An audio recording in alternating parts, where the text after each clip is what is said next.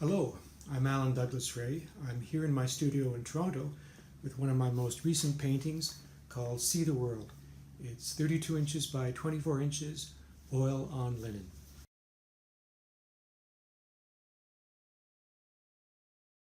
I was inspired by old master portraits of young noblemen who gaze back at the viewers with confidence and maybe a suggestion of mystery or even mischief.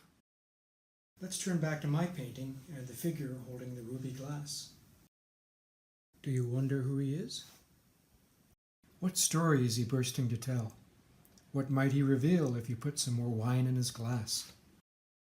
I'd like to tell you about some of the techniques that I used.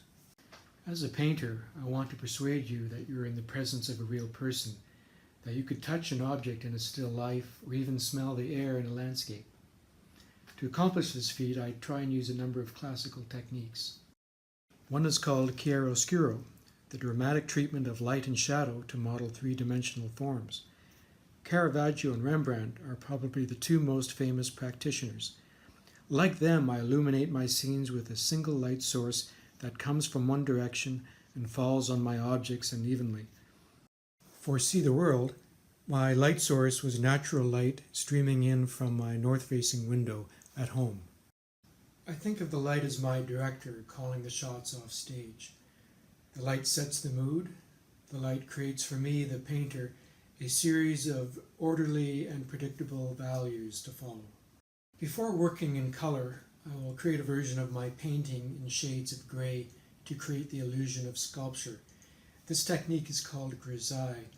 It ensures that my forms look convincingly natural before I start glazing them with color.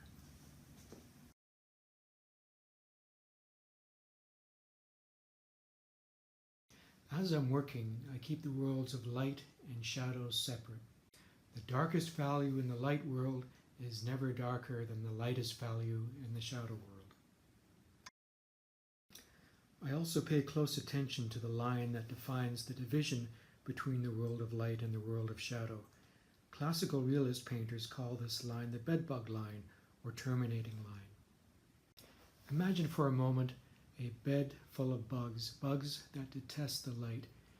You suddenly switch on the bedroom lights and those bugs scurry to the point where the light no longer hits the bed sheet. This is called the Bedbug Line, and it's visible on every form that is in both shadow and light. Remove the Bedbug Line and the illusion of three-dimensional form vanishes. A third technique I use is called edge work.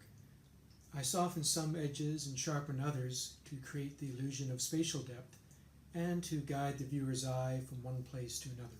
By manipulating edges, I can focus attention on areas of greater importance and diminish others, just as our own eyes and brains do when observing reality.